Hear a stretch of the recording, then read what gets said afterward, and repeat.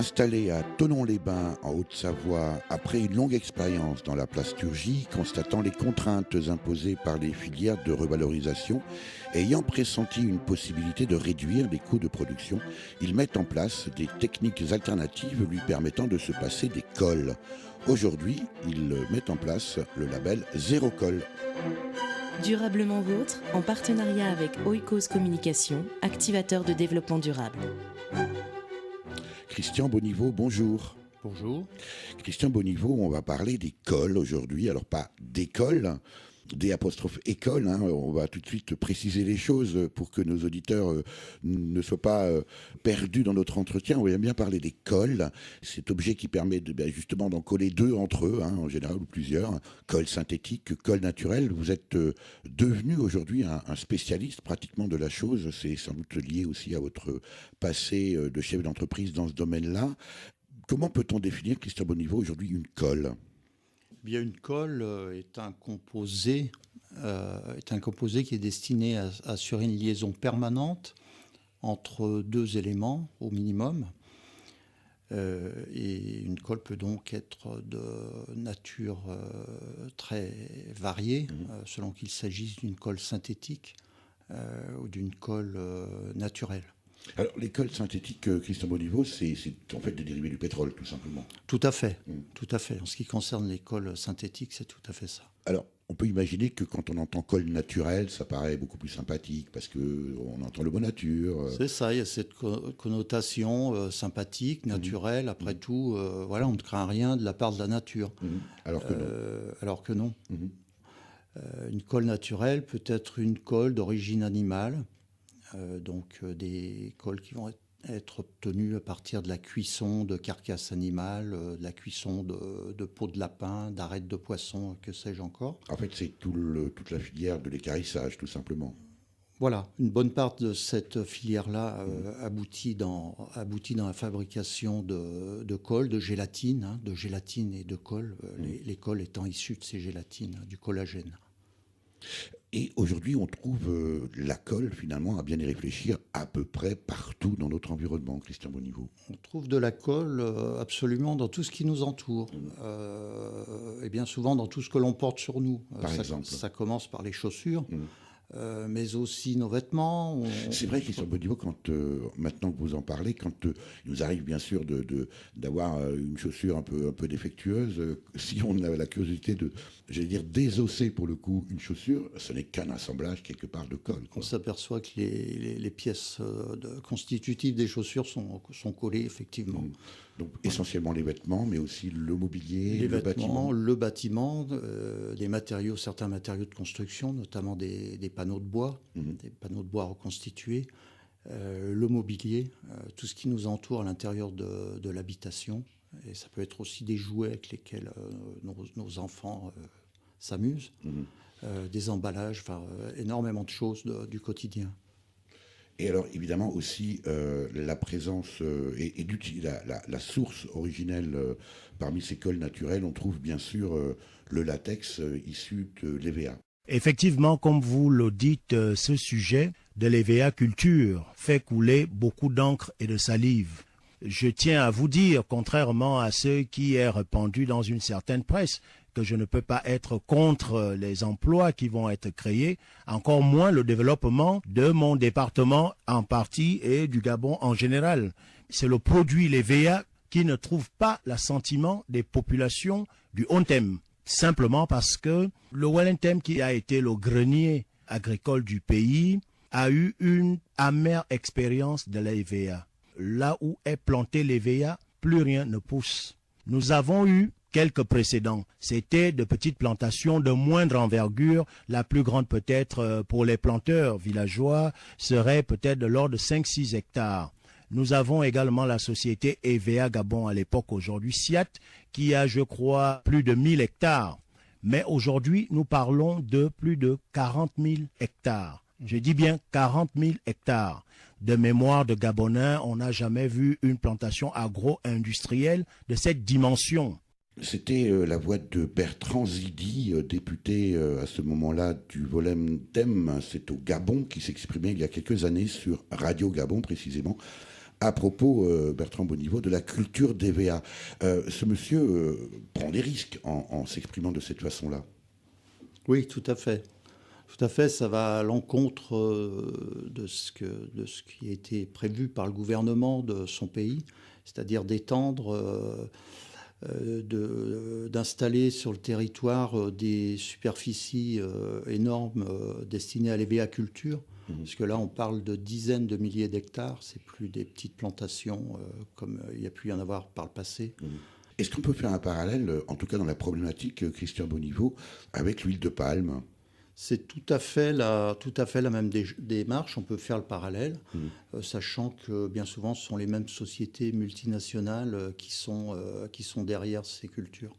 Vous connaissez un petit peu le Gabon, me disiez-vous en préparation de cet entretien, Christian Bonniveau. Quels sont les impacts à la fois environnementaux mais aussi sociaux de la culture de l'EVA telle qu'on la pratique bien sûr aujourd'hui ?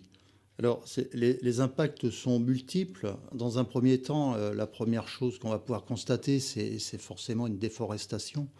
Donc, on va liquider des forêts primaires et secondaires avec toutes les conséquences sur la biodiversité que cela peut représenter, biodiversité végétale et animale au niveau de ces forêts-là. Et on va aussi sacrifier, parce que c'est le mot, on va sacrifier les cultures vivrières. Ces cultures vivrières qui sont par exemple notamment le manioc au Gabon, qui représente une des ressources alimentaires principales. On va les sacrifier au profit de ces nouvelles cultures de rente. Est-ce qu'en même temps, ça apporte quelque chose en termes économiques, au moins pour la population ? Alors, en termes économiques, il y a quand même un faux semblant parce qu'on pourrait considérer qu'on va apporter une richesse et du travail à ces locaux. Il faut savoir que c'est des provinces qui sont assez isolées dans le pays, qui est un pays de forêt. Mais malheureusement, je pense qu'à terme, on va les appauvrir davantage que les enrichir. Ces espaces-là sont tout simplement détournés, vous le disiez, des cultures vivrières qui permettent aux populations de vivre. Et puis, on va remplacer ça par des champs d'EVA au profit, finalement, là aussi, des grandes multinationales. Tout à fait. Et ça va laisser peu de part à la présence humaine et au travail de l'homme dans ces cultures. Est-ce que vous avez le sentiment, Christian Bonniveau, que nos concitoyens sont au courant, sont informés ? Alors, on a beaucoup parlé, bien sûr, et on continue à en parler des huiles de palme, mais finalement, la colle, et vous le disiez tout à l'heure, je ne vais pas dire qu'on baigne dans la colle, mais pas loin. Est-ce que vous avez le sentiment que nos concitoyens sont alertés de cette problématique-là et des ramifications, peut-être que par exemple au Gabon, mais on pourrait citer aussi l'Amazonie ou l'Asie du Sud-Est ? Tout à fait. Non, je pense que la population générale n'est pas informée, ne cherche pas à s'intéresser particulièrement à tout ça. On va espérer que si, quand même. On va espérer que si, justement. Mais je pense qu'on n'a pas conscience, la majorité d'entre nous n'a pas conscience qu'on est entouré par des cols, justement, et que certaines de ces cols peuvent avoir une origine d'Afrique, d'Amazonie, d'Asie du Sud-Est, et qu'elles peuvent provenir de forêts, et avec toutes les conséquences que ça peut avoir en termes d'environnement et en termes humains. Non seulement un impact sur notre santé, aujourd'hui l'environnement intérieur des maisons est plus pollué, dit-on, que l'environnement extérieur, d'où la nécessité d'aérer. Néanmoins, on ferait peut-être mieux de ne pas faire rentrer finalement ces produits-là, notamment les composés organiques volatiles, les fameux COV, simplement réduire, peut-être empêcher, et on le verra avec vous, Christian Bonniveau, la démarche qui consiste à empêcher peut-être l'introduction de ces produits-là. Pour finir sur cette question qui est néanmoins vaste, on évoque le Gabon ici, mais là aussi d'autres États sont concernés, précisément, Christian Bonniveau, est-ce qu'il n'y a pas aussi d'une certaine façon, une complicité des États eux-mêmes dans le développement de ce type de culture ? Alors, on peut le considérer, sachant qu'il y a vraiment une facilité pour les États à laisser intervenir des multinationales qui vont leur promettre un développement qui peut paraître attractif au premier coup d'œil. Sauf qu'à y bien réfléchir, si on veut aller dans le fond des choses et si on voulait bien mener des études approfondies, on pourrait se poser les bonnes questions et voir que ce n'est pas la meilleure des choses à faire notamment dans ces pays et pour ces populations. À vous écouter, Christian Bonniveau, on a l'impression finalement que, vous le disiez tout à l'heure, mais un peu tout le monde s'en fiche et que c'est finalement, y compris peut-être de la part des industriels qui utilisent ces cols-là, mais aussi le consommateur final, au fond, c'est le moindre effort, le moins de questions possible. On a peut-être un peu l'impression d'être assis au bord du précipice. Si j'ai bien toute ma mémoire, disait Dieu dans un coin du ciel. J'avais commencé une histoire sur une planète nouvelle et toute bleue. Bleue pour pas qu'on la confonde. Je vais aller m'asseoir sur le rebord du monde et voir ce que les hommes en ont fait.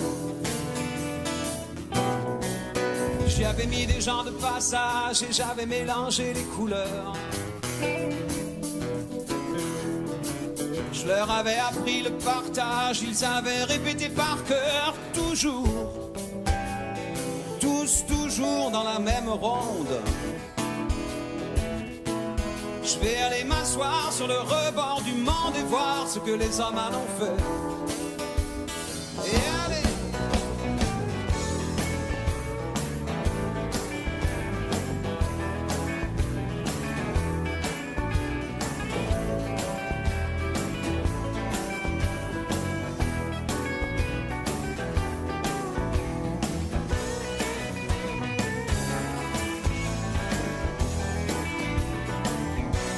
Je me souviens d'avoir dit aux hommes pour chaque fille une colline de fleurs.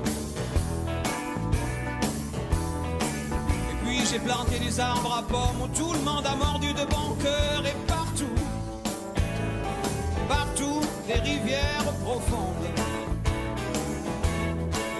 Je vais aller m'asseoir sur le rebord du monde et voir ce que les hommes en ont fait.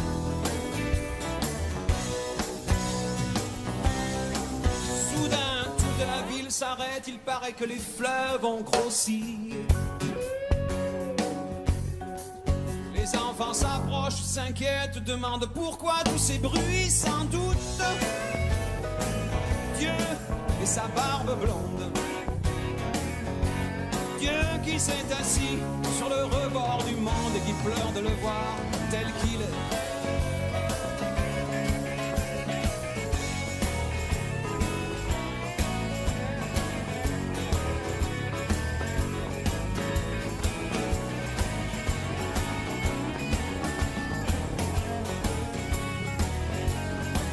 Qui s'est assis sur le rebord du monde et qui pleure de le voir tel qu'il est.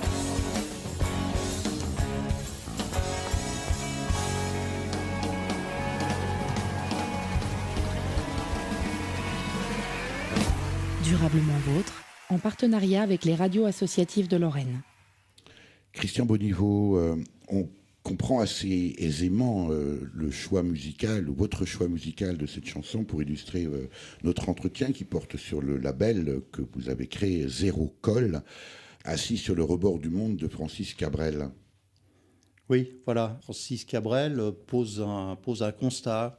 C'est Dieu qui vient s'asseoir sur le rebord du monde à notre époque et qui semble un peu déçu. On comprend. Voilà, il s'attendait à ce que les hommes en fassent quelque chose d'un peu mieux. Voilà, c'est le petit clin d'œil. C'est le message. Voilà, alors le message. Un peu mieux en remplacement des cols qui sont omniprésentes dans notre environnement, dans notre quotidien, et pas seulement dans l'industrie, mais aussi dans nos maisons, sur nous-mêmes, à travers les vêtements. Christian Bonniveau, on veut bien peut-être se passer des cols. Est-ce que c'est possible ? Alors, c'est tout à fait possible parce qu'il existe un nombre important de techniques alternatives, c'est-à-dire des techniques qui vont permettre de s'affranchir des cols. Certaines sont connues depuis la nuit des temps. On peut parler de la couture, par exemple. Aujourd'hui, on parle de piqûre industrielle, voilà, mais c'est la même chose. Pourquoi est-ce que ces techniques-là, ou cette technique-là en particulier, Christian Bonniveau, pourquoi est-ce qu'on l'a abandonnée ? Parce que finalement, d'abord, c'est plus solide. Bien sûr. Elle a été abandonnée pour des raisons de coût de fabrication, bien souvent. Par facilité au niveau des ateliers de production. Alors, piqûre industrielle, quoi d'autre ? Des choses toutes simples comme le clouage, le vissage, l'agrafage, qui sont des techniques de substitution. On peut citer aussi, par exemple, dans la reliure, on peut relier un cahier, on peut relier les feuillets d'un cahier avec de la colle, mais on peut aussi les relier au moyen d'une spirale métallique. Donc la spirale métallique, elle constitue une technique alternative à part entière. En même temps, est-ce que, vous évoquiez à l'instant, Christian Bonniveau, la facilité, est-ce qu'une fois qu'un industriel s'est engouffré ou a pris l'option colle, finalement il reste collé à ce choix-là, et est-ce que c'est pas finalement assez compliqué de changer, par exemple, dans la chaîne de production, de passer au collage, finalement, retour à la piqûre industrielle ou au vissage? Alors, bien sûr, ça demande une mutation qui peut s'opérer à l'occasion d'un changement de matériel, à l'occasion de création d'une ligne nouvelle. Je pense que les fabricants ne doivent pas se priver de cette option-là, qui sera un réel plus et qui représentera vraiment un argument solide sur lequel ils pourront fonder même leur politique commerciale. Est-ce que le changement, Christian Bonniveau, va venir des industriels ou est-ce qu'il va venir finalement du consommateur qui, en prenant conscience de la présence et la nocivité de ces produits, va, on l'espère, regarder et voir s'il trouve le label zéro colle? Comme bien souvent, c'est la pression et la demande du consommateur qui fait bouger les lignes. Et les industriels, à un moment donné, sont obligés d'écouter de cette demande, de la prendre en compte et de modifier leur façon de produire. Christian Bonniveau, si je vous dis obsolescence programmée, est-ce que vous faites le lien avec la colle? Alors, on peut facilement faire le lien avec la colle lorsqu'on parle d'obsolescence programmée. Citons par exemple le cas des batteries de smartphones qui sont collées et qui empêchent le remplacement, en tout cas un remplacement facile et par l'utilisateur, sachant que le producteur de l'appareil, lui, compte bien que l'utilisateur le jette et qu'il en achète aussitôt un nouveau. Donc c'est comme ça qu'on se retrouve sur le bord du monde. Sur le bord du monde, avec la tête entre les mains. Alors, je suis un industriel, Christian Bonniveau, j'entends votre discours sur le label Zéro Colle. Comment ça se passe? Quel est le contenu de ce label? Et puis je veux y adhérer, comment ça se passe? Alors, le label, en réalité, est représenté par une marque collective qui est régie par un règlement d'usage. Donc un cahier des charges qui indique quelles sont les exigences requises pour obtenir le label, sachant que le label n'est pas décernable à une entreprise ou à un organisme en tant que tel, mais ça sert vraiment à labelliser un produit ou des produits. Il s'applique à des produits. Donc, à ce titre, nous faissont parvenir à l'industriel qui en est demandeur, ou l'artisan, ce n'est pas réservé à une catégorie de fabricants qui sont des industriels. Ça peut très bien être un petit artisan, fait une demande. Ensuite, un dossier lui est envoyé dans lequel il va décrire et énumérer les produits pour lesquels il revendique le label Zéro Colle. Sachant que le label Zéro Colle, le Christian Bonniveau, est finalement très simple. Finalement, ça atteste qu'il n'y a aucune colle dans le produit labellisé. Oui, c'est ça. L'exigence est unique et très simple, comme vous le dites. C'est la non-présence absolue de colle dans le produit conforme. C'est vraiment le moment de changer de monde après Francis Cabrel, Christian Bonniveau. Il faut vraiment passer à autre chose. Oui. Il faut tourner la page, changer de paysage, le pied sur une berge, vierge. Il faut tourner la page, toucher l'autre rivage, littoral inconnu, nu. Et là enlacer l'arbre, la colonne de marbre qui fuse dans le ciel, tel que tu quittes la terre vers un point solitaire, constellé de pluriel. Il faut tourner la page, redevenir tout simple, comme ces âmes saintes qui disent dans leurs yeux mieux que toutes les facondes des redresseurs de monde, des faussaires de Dieu. Il faut tourner la page,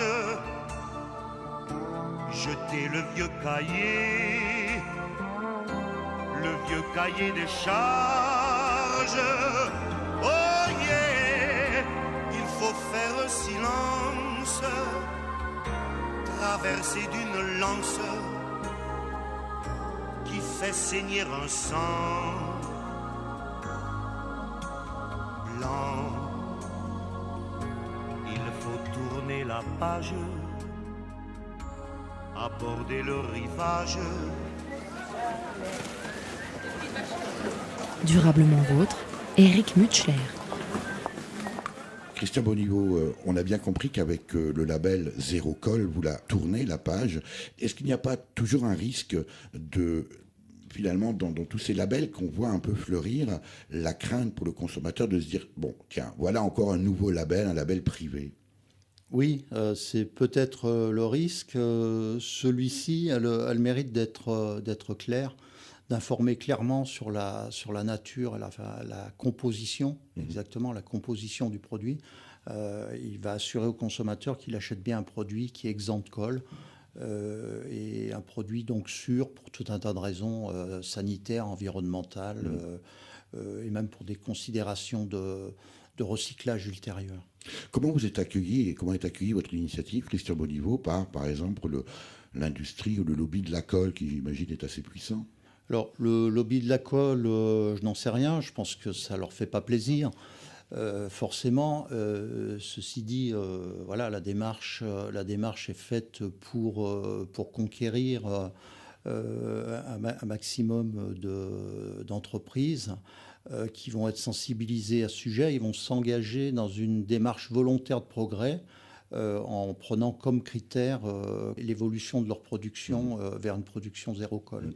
Alors, en vous découvrant et en découvrant votre démarche, Christian Bonniveau, je pensais que vous étiez accompagné par les institutions, les pouvoirs publics, l'AFNOR. En fait, pas du tout. Non, en fait, c'est une initiative privée qui est l'aboutissement de mon expérience professionnelle et du vécu que j'ai pu avoir au niveau de l'assemblage des matières plastiques, en l'occurrence. Et il m'a semblé nécessaire à un moment donné de partager cette expérience avec le plus grand nombre d'acteurs économiques, notamment ces fabricants qui pourraient évoluer vers une production zéro colle. En tout cas, c'est ce qu'on leur souhaite pour eux peut-être, mais surtout aussi pour nous et pour l'environnement. Merci Christian Bonniveau pour cet entretien. Merci à vous. On peut bien sûr trouver toutes les informations concernant le label Zéro Colle sur le site internet www.glu-free.org. Alors on ne savait pas trop s'il fallait dire glou ou glu. Dans tous les cas, on a abouti à votre site internet Christian Bonniveau, www.glu-free.org. Merci aussi à Antoine Honora pour la mise en forme de cette émission. Quant à moi, je vous rappelle que le développement durable concerne toutes et tous et c'est tous les jours. À la semaine prochaine.